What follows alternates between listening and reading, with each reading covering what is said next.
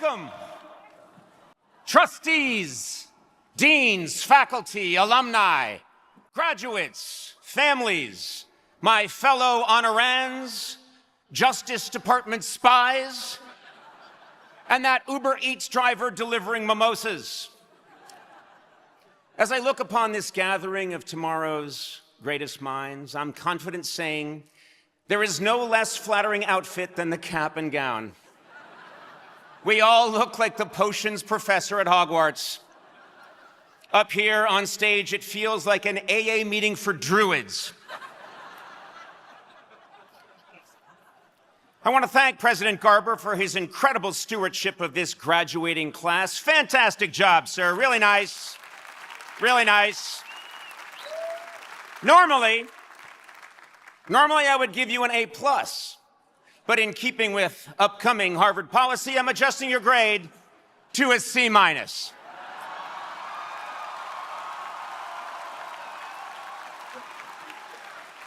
Trust me, it's for the good of the school.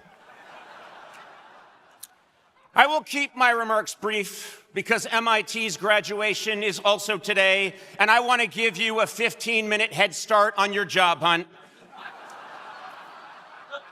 Those nerds down the river won't know what hit them. Also, just a quick announcement after the ceremony. Tequila shots are on me at the Porcellian Club. Yeah. You're all invited. Just force your way inside and tell them Conan sent you. They're an understanding bunch.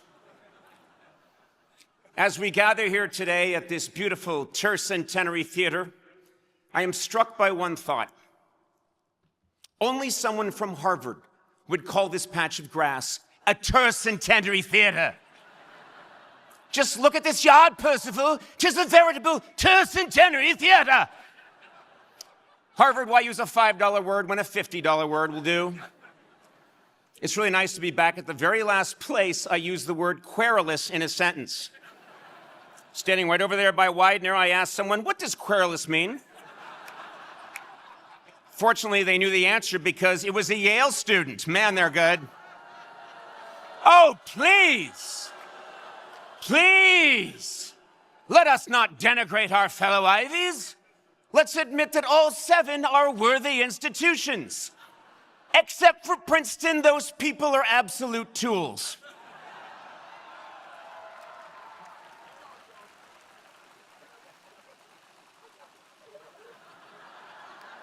The hell's going on over there? Yeah.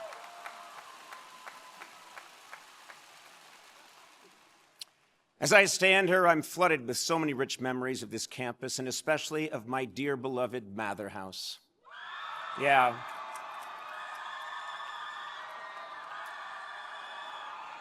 Yeah, that's enough. Mather was named after former Harvard president Increase Mather, who was an infamous figure in the Salem witch trials. And if any of you spent more than an hour in Mather House, you know the witches got the last laugh.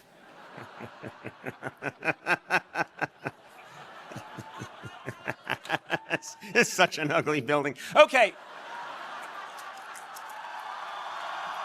I'm sorry.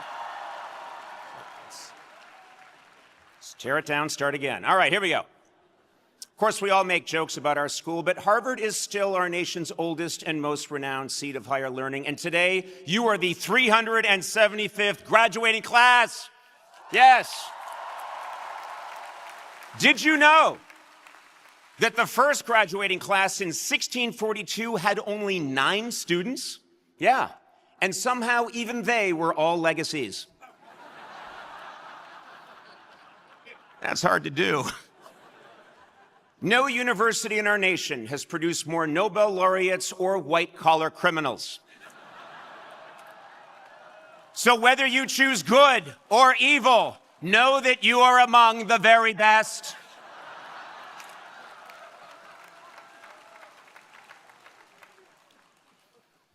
Harvard is indeed an impressive place. Today, this university honors 13 esteemed colleges, and I salute all of you, each and every one. Now, of course, don't push it. Of course, this includes the Harvard School of Dental Medicine. Yes. Yeah. And let me tell you something. When Harvard dentists say you may rinse and spit, they say it in Latin. I wasn't going to do that joke, but the dental school said they'd give me free veneers if I gave them a shout out.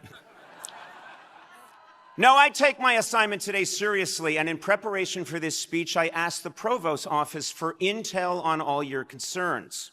And I was told the following. You're obsessed with doing laundry now that it's free. You bemoan the lack of fresh berries. You're upset that not all the dining halls have hot breakfast. Yeah. And you're alarmed that the Kennedy School has stopped providing complimentary coffee. Yeah. If these are indeed your concerns, you sicken me. Half those complaints are things you'd hear from a brown bear. More berries!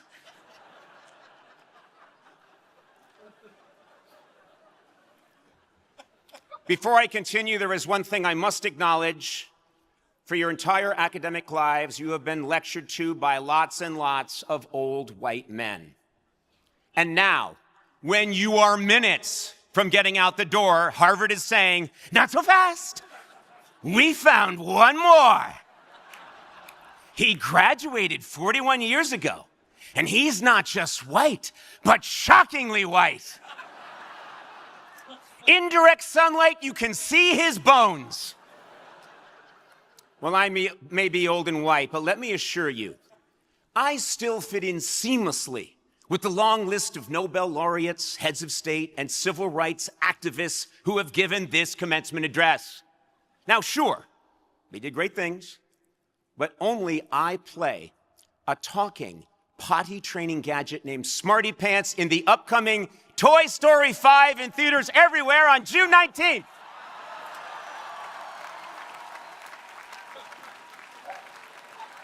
Did Winston Churchill do that? He did not. Former German Chancellor Angela Merkel? Well, she did audition, but testing showed she frightened children. Yes, I graduated 40 years ago, but I promise you, your lives here were no different than mine was in 1981. Like you, I too had to put an extra long cord on my dorm phone so I could cook my lean cuisine while talking to my friends about Mr. T. Like you, I know the pain of losing my place on the Ms. Pac-Man leaderboard because I was too busy buying an erase cartridge for my Smith Corona typewriter. Yes, we are all bound by these ancient common truths. Now, of course, I understand the unprecedented difficulties you face today, including AI. Yeah, I know. Luckily, AI is not a problem at Harvard. Here, professors have been able to quickly flag students' use of AI thanks to the sophisticated AI software they use to grade papers. It all works out. Yeah. And don't worry. Despite your fears, trust me when I say AI cannot replace you. Yes. It'll be too busy replacing those creeps from Princeton. Anyway, of course, perhaps the biggest issue facing this institution is that the federal government of the United States is suing our university. Yeah. Many people think I've come today to defend Harvard. Well, sorry, those people are wrong. Not only am I not against these lawsuits, I'm here to announce that I'm joining them. I, too, am suing Harvard. I'm suing Harvard for the cast iron bunk bed that greeted me upon my arrival at Hallworthy 16 my freshman year. A bed that has since been confiscated by The Hague as an instrument of divine cruelty. I'm suing Harvard for allowing me to sign up for a 9 a.m. class at the Science Center and a 10 a.m. class down at Soldiers Field. For God's sakes, I was a child! I'm suing Harvard for my less than spectacular undergraduate sex life. For me having a three-way meant adding a second mirror to my dorm.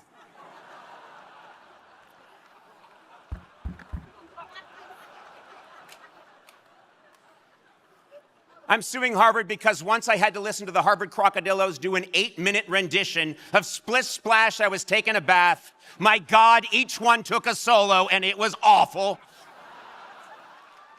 And finally, I'm suing Harvard because, and this is absolutely true, in the spring of my sophomore year, while trying to grab a quick lunch at Adam's house, I was served a meal called Captain Ben's Fish Spaghetti. To this day, I have no idea who Captain Ben is or why someone would combine government-issue cod with spaghetti. Harvard, I'll see your ass in court.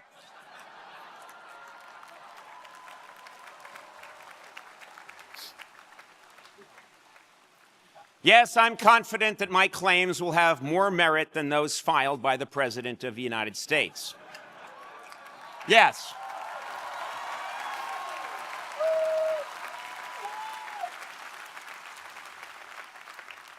As you are aware, the current administration feels Harvard admits too many foreign students, and who knows, they may have a point.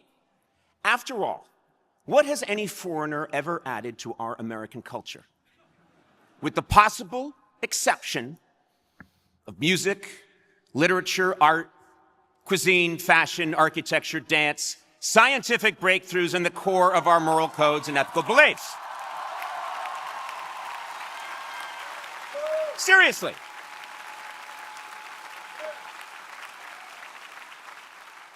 Serious, if foreigners hadn't gummed up the works, right now we'd all be listening to delightful Calvinist reggae,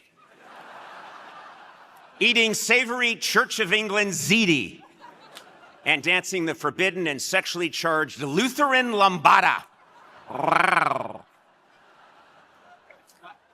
But let me assure you, I did not come here simply to toss off some jokes about my alma mater. I mean, that was the main reason. But I really do love this school. It changed my life. The day I told my bedridden grandmother, a woman who had never had the opportunity to go to college, that I had been accepted to Harvard, and seeing her weep is one of the happiest days of my life.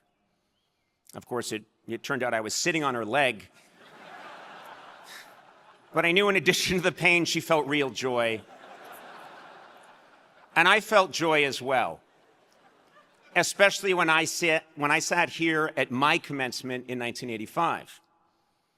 I really understand how much hard work it took for all of you to get to this point.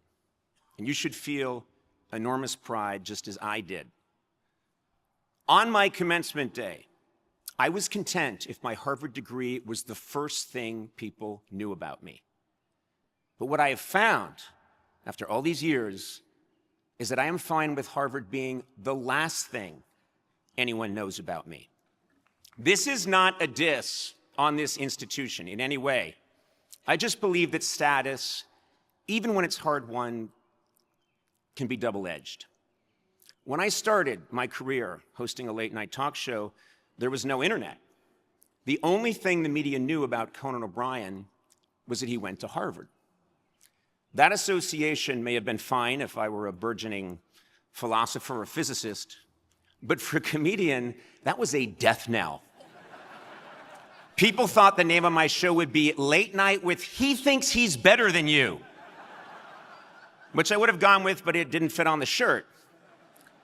All these years later, Harvard is far, far from the very first thing people think of when they hear my name.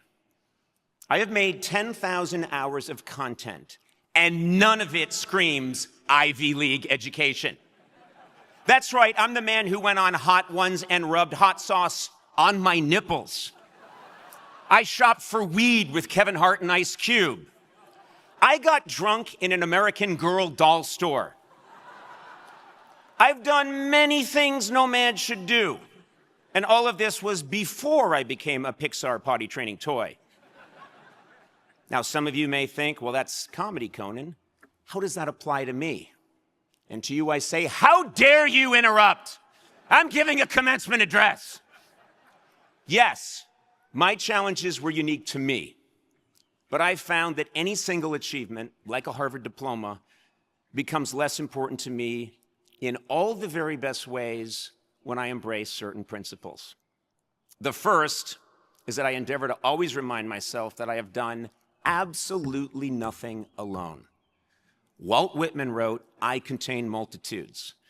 Well, I contain a breakfast sandwich and an iced coffee from Tate, but whatever I have achieved has been with the help of an infinitely packed clown car of multitudes. If I could invite everybody, alive or dead, who has contributed to my being your commencement speaker today, all of Cambridge and half of Alston would be crammed, shoulder to shoulder, with friends, family, well-wishers, writers, producers, haters, fans, and a billion chance encounters. Recognizing that my accomplishments are not just my own has given me much-needed ballast throughout my life, and it really helps to spread the blame around when things go south. Another thing I learned to do that has saved me repeatedly is to pivot. I have had to course correct so many times in my career that my path is a crazed tangles of zigs and zags. I famously lost a job that meant the world to me, and then years later, I saw the entire format of late-night television, something that I had dedicated my career to, start to evaporate. So at the suggestion of a very smart friend, I started a podcast. I actually had disdain for the project until, with the help of guests, collaborators, and an assistant addicted to gummies, I made something I loved just as much, if not more, than my late-night show. I have had to pivot like this so many times that I've come to really love pivoting. And I use the word pivot much more than I should in conversation and commencement speeches. And now I pivot to my next truth. I always recognize the enormous role of luck in my life. Refusing to see how luck has played a role in anyone's success is simply ignorant. Many people are happy to mistake a lucky poker hand for their own brilliance, and fighting that human instinct has kept me sane. I honestly believe that community, spontaneity, and a real commitment to humility has helped me build a rich life that means much more to me than any diploma. And believe me, I'm not saying the goal is to renounce accomplishments, but rather to metabolize them. If you carry your victories lightly, other qualities, kindness, originality, courage, humor, and humanity have room to emerge. Maybe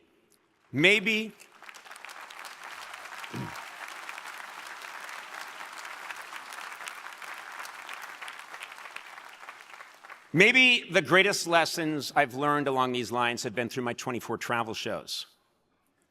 I have degraded myself in Cuba, Ghana, Korea, Armenia, half of Europe, Argentina, Thailand, Mexico, and Greenland, where I visited a real estate office and tried to buy the country. When I travel to another land, every quality I have discussed, community, adaptation, and a sincerely humble approach are all necessary.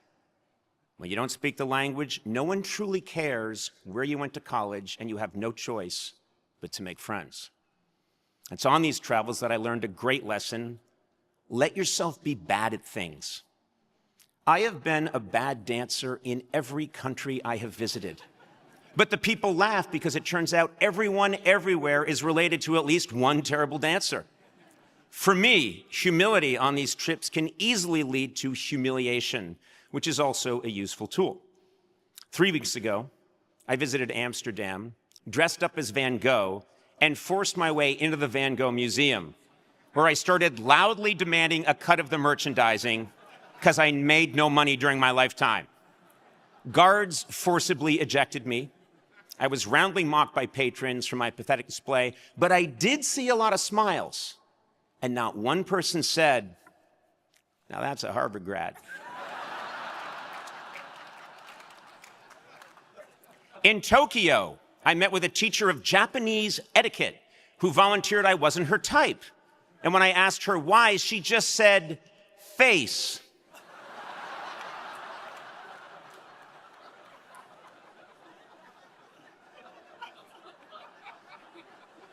In Ghana, after accepting a royal invitation, I was kicked out of the Ashanti Palace by the Queen Mother because her favorite soap opera was starting. I understand that I am preaching modesty and connection at a time when this is not in style. We are living through a period of extreme narcissism. Our current leadership in Washington believes that empathy is a weakness and that our nation stands supreme and alone. Add to that, everyone here today has a phone in their pocket that is algorithmically programmed to celebrate you and you alone by making you the protein-maxing hero of your own special journey. Much has been written about how isolated and siloed we've become, but for me, the antidote is quite simple. By de-emphasizing what makes us special, in your case, a prize degree, we can really find one another, not as an exercise in virtue, but as a path towards greater laughter, love, and real growth. And believe me, I struggle daily with my own pretensions. I am aware that I am telling you to transcend your glories as I stand on this stage, accepting a doctorate I didn't really earn, while dressed like a 12th century pope. Big surprise, I have a giant ego. I mean, come on, the titles of my shows have been A Late Night with Conan O'Brien, The Tonight Show with Conan O'Brien, Conan, where did I think of that one? Conan O'Brien Needs a Friend, and Conan O'Brien Must Go. I fought like hell to have today's ceremony named Conan O'Brien Presents the Harvard Commencement starring Conan O'Brien. Yeah, let's get that done. So when I realized that my message today would be about the rejection of honor and status, can I consider for a second turning this doctorate down? Did I say, no, President Garber, my achievements are not my own. I must decline. Hell no!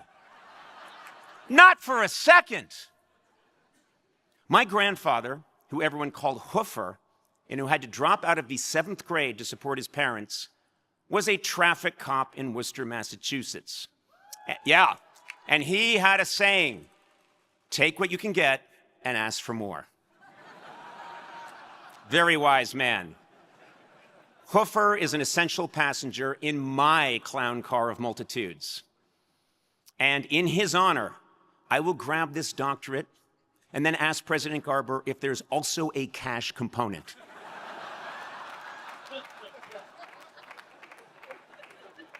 You see, I, like you, am still very much a work in progress. But the ideals I stress today have made my life infinitely richer and happier. So maybe my wish for you is not that Harvard becomes the last thing people know about you, but instead that Harvard becomes the least important thing people know about you.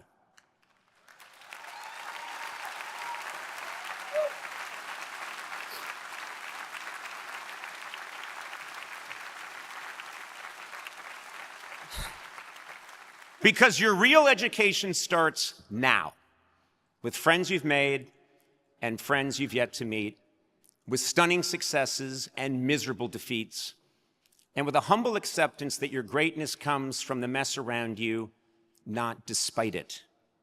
From the depths of my heart, I congratulate you, class of 2026, not for any piece of paper you received today, but because of your hard work, determination, humanity, and the boundless community that you have and will create. Let us all resolve on this great day to go forward together and see Toy Story 5 in theaters everywhere, June 19th. Thank you.